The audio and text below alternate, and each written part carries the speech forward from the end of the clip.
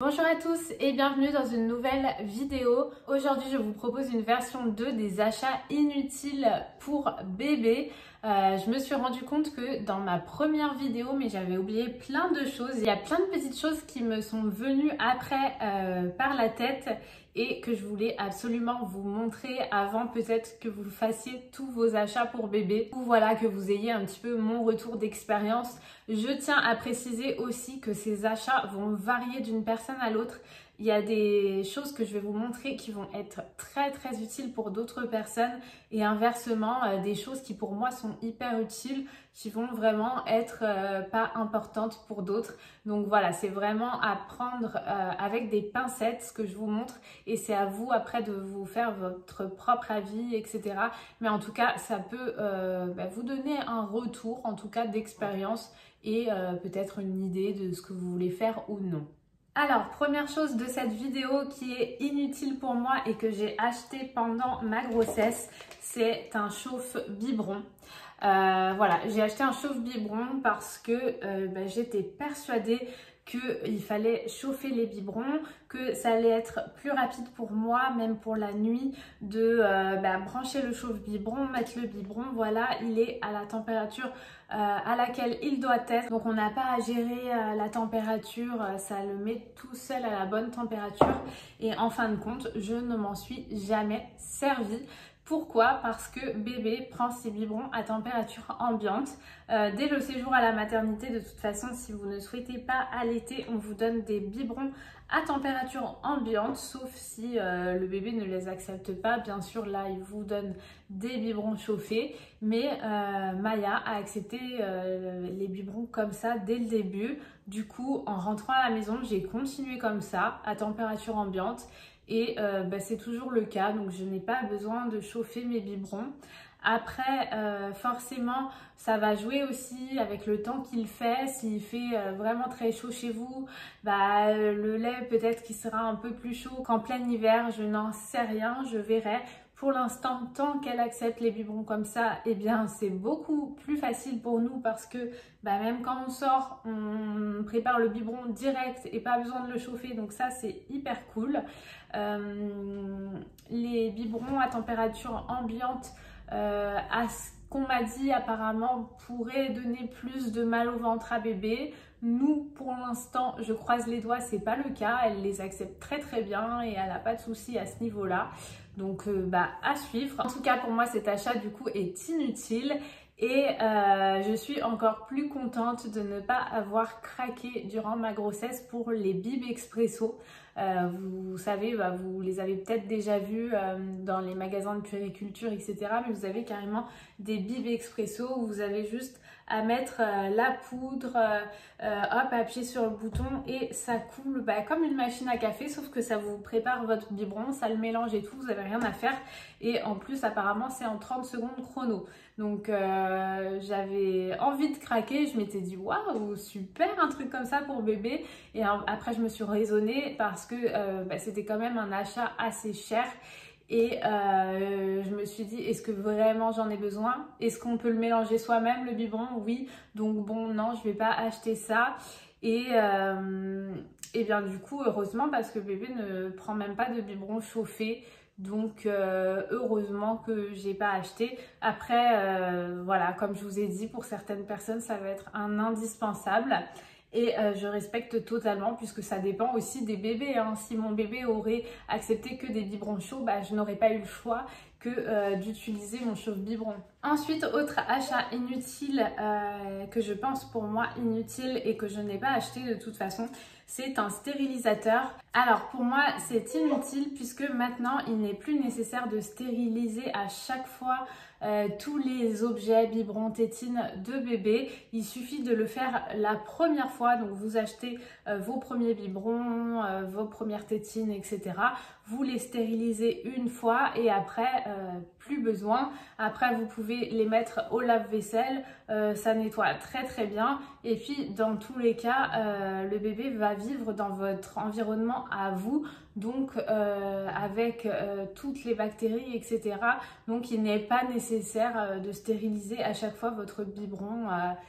Donc voilà, vous le faites juste la première fois et pour le faire une fois, je ne voulais pas investir dans un stérilisateur spécial, donc vous pouvez le faire chez vous, dans votre casserole, ou bien certains programmes de lave-vaisselle aussi font office de stérilisation. Donc voilà pour ça, si vous vous posiez la question, pour moi je n'en ai pas eu besoin. Ensuite, autre achat du coup que je regrette, ce sont les biberons de chez Tommee Tippee. Donc ça, encore une fois, ça dépend vraiment des bébés. Moi, pendant ma grossesse, j'avais acheté des biberons de différentes marques pour que bébé ait le choix, si jamais il n'y arrive pas sur un biberon, que je puisse en avoir un autre au cas où pour tester, etc. Et écoutez, ceux de Tommee Tippee, c'était ceux où la tétine ressemblait le plus à un bout de sein, en tout cas.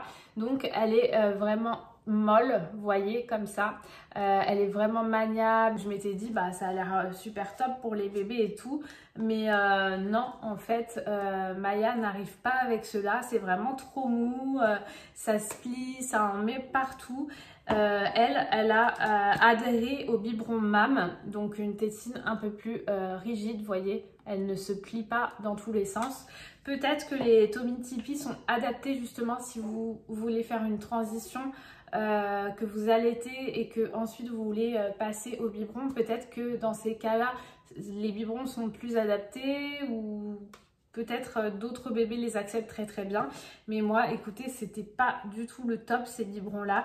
Donc, je regrette cet achat-là. Je regrette également d'avoir acheté des tout petits biberons MAM. Ils m'ont servi, donc je peux pas dire que ça a été inutile non plus, mais inutile dans le sens où les biberons vont uniquement jusqu'à 130 ml, donc c'est très peu. Bébé va les utiliser vraiment au tout début, mais après quand il faut passer à 150, ils sont plus du tout adaptés. Donc moi je vous conseille plutôt de passer directement, d'acheter directement les biberons qui vont jusqu'à 160 ml. Voyez la différence entre le tout petit et le moyen. Voilà, il y a quand même une différence, et en plus bébé reste longtemps à 150 ml alors que jusqu'à 90, 120 c'est très rapide, c'est vraiment que pour les débuts. Donc ils m'ont bien servi, mais vraiment que au début. Et Maya, dès ses 1 mois je crois, elle prenait déjà du 150, donc ils m'ont servi même un petit peu moins d'1 mois et c'est tout. Donc bon, c'est dommage d'avoir acheté exprès des tout petits qui vont pas vous servir longtemps finalement. Alors au lieu d'acheter d'un coup les grands, si vous préférez, voilà, vous avez le format moyen que vous allez pas mal vous servir quand même. Donc voilà, là je vous montre un grand parce que j'en ai acheté d'avance pour quand elle va passer au format au-dessus, parce que pareil, après ces biberons là sont bien jusqu'à 150 max. Après pour du 180, il faudra passer au biberon au-dessus, ou alors vous pouvez faire par exemple 150, le donner à bébé et refaire une dose de 30 par exemple dans le même biberon si vous voulez passer à 180. Mais bon, ça vous fait faire plus de manipulation que tout dans un seul biberon. Ensuite, ce qui m'a été inutile aussi, c'est d'acheter de l'eau Evian. Alors, je sais que dans toutes les publicités et tout, marketing, machin, on a l'impression que Evian, c'est l'eau la meilleure adaptée pour les nourrissons, pour les bébés, pour les enfants. En tout cas, moi, c'est ce que j'ai longtemps cru. C'est pour ça que même pendant ma grossesse, j'achetais du Evian pour boire de l'eau Evian et tout et tout. Mais en fait, non, c'est pas du tout la meilleure eau pour les bébés, même pas recommandée par les sages-femmes, parce qu'il y a un taux assez fort en sel. Et du coup, moi j'avais prévu de l'eau Evian dès la naissance et tout. Et en sortant du séjour à la maternité, donc je vais à mon rendez-vous sage-femme et tout. Et bébé avait faim pendant le rendez-vous. Donc elle nous a dit, installez-vous et tout, donnez-lui le biberon, pas de souci. Et du coup, elle nous a vu préparer le biberon avec son eau Evian. Et là, elle nous a dit, attention par contre, c'est pas la meilleure eau pour les bébés, etc. Et c'est là qu'elle nous a recommandé de changer. Vous avez la Monroucou qui qui est une super eau pour les bébés, mais vous en avez d'autres. Vous avez la marque Auchan. Nous, je sais qu'on prend l'Accueil, c'est la marque repère de chez Leclerc. Donc vous voyez, elle est beaucoup moins chère que la Evian en plus, et elle est beaucoup mieux pour les bébés. Donc ça, c'est quelque chose pareil que je n'étais pas du tout au courant avant d'avoir mon bébé, et qu'au final, on se rend compte que des fois, on fait des achats inutiles en voyant des choses à la télé ou autres, mais qui ne sont pas forcément les mieux adaptés pour bébé. Ensuite, achat inutile, en tout cas pour le moment, c'est le babyphone. Je m'explique. En fait, vous n'avez pas besoin d'un babyphone si vous habitez dans un appartement avec peu de pièces ou peu d'espace du moins, puisque vous allez être tout le temps près de votre bébé et s'il pleure, vous allez l'entendre. Voilà, donc je pense que les babyphones sont plutôt adaptés aux personnes qui ont des maisons et qui vont par exemple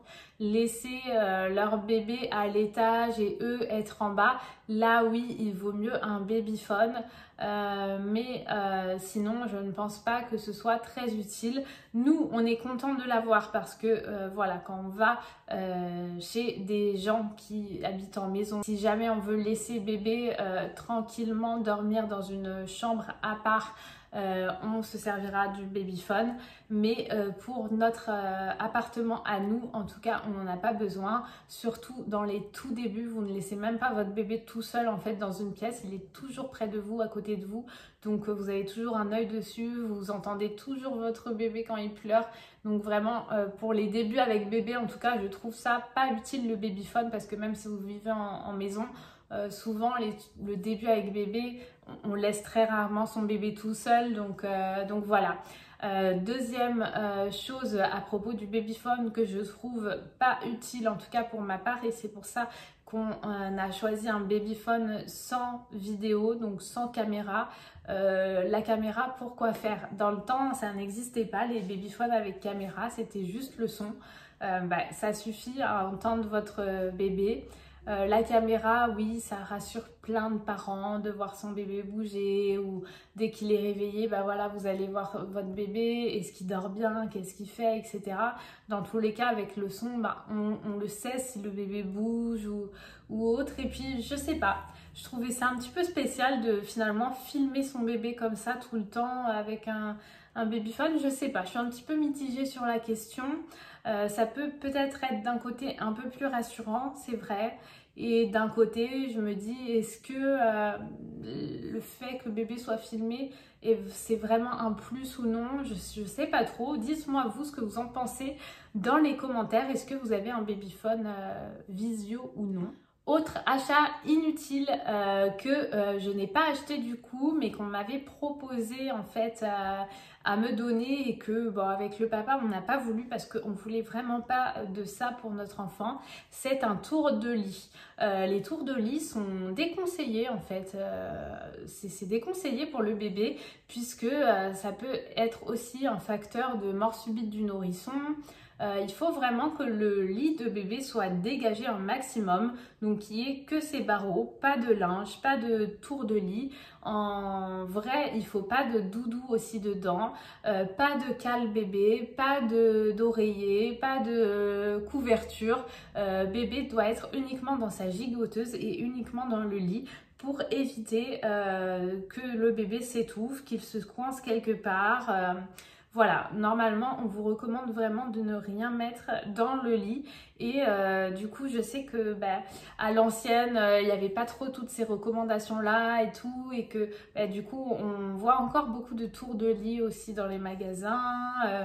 Que nos parents veulent aussi nous offrir des tours de lit, des choses comme ça. Mais c'est vrai que nous, on a préféré pas avoir de choses comme ça, donc on n'a pas voulu. Et pareil, en fait, à quoi ça sert à part faire joli? Ce n'est pas utile pour le bébé, donc je le mets dans les achats que je pense être inutiles. Ensuite, autre chose qui est inutile, mais par contre que je ne regrette pas d'acheter parce que j'adore acheter des petites choses comme ça pour Maya, ce sont tout ce qui est barrettes, petits chouchous et tout. Alors pour moi, c'est vraiment inutile parce que Maya n'a pas vraiment de cheveux, elle en a très peu. D'ailleurs, j'espère que ça va finir par pousser un peu plus. D'ailleurs, dites-moi à partir de quel âge vos enfants, vos bébés ont eu un peu plus de cheveux. Je sais qu'il y a des bébés que je vois, mais dès la naissance, ils ont une bonne touffe de cheveux. Mais voilà, pas Maya, donc vraiment les petites barrettes, ça va vraiment être quand elle va être petite fille. Donc j'aime quand même en acheter maintenant, donc voilà, ça sera utile plus tard. Pareil, les petits bandeaux pour bébé, c'est vraiment des bandeaux adaptés à la taille de tête de bébé en plus. Donc ça en soi c'est inutile, c'est vraiment juste pour faire joli sur bébé, pour faire une belle photo par exemple, pour quand vous sortez, etc. Mais en soi c'est inutile, genre la journée chez moi, je vais pas m'amuser à mettre un bandeau à ma fille alors qu'elle va être tranquille à la maison, etc. J'ai pas envie que ça la gêne ou que ça lui serre ou voilà qu'elle soit un petit peu gênée.